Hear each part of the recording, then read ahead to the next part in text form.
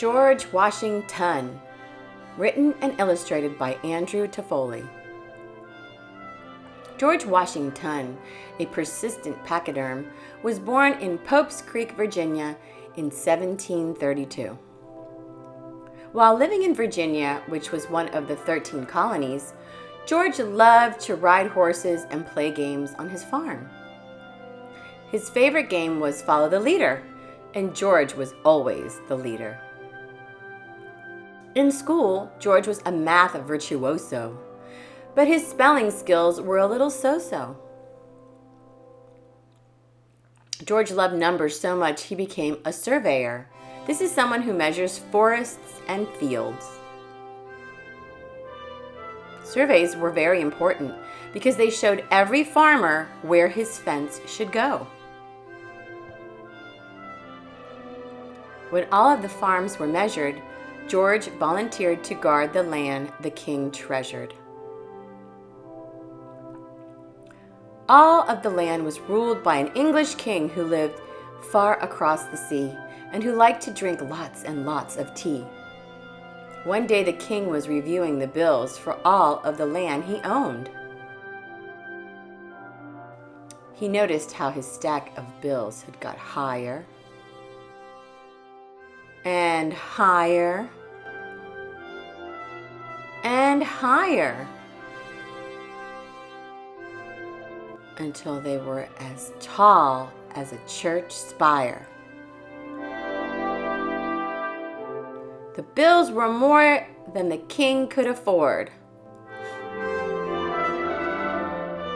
The king had to make more money to pay the bills. He figured it out and shouted, "I will tax everything, including my tea, and collect lots and lots of money." The new taxes made the colonists shout, "No taxation without representation." They wanted a say in this situation. So late one night at Boston Harbor, the townspeople created a commotion. Dressed as Indians, they dumped all of the king's precious tea into the ocean. This night would go down in history as the Boston Tea Party. It made the king very, very angry. So the king sent his soldiers to make the colonists pay, and they said no way.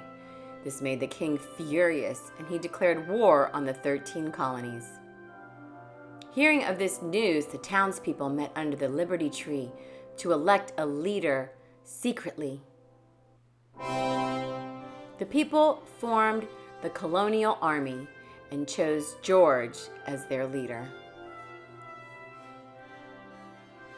The revolution lasted 8 years,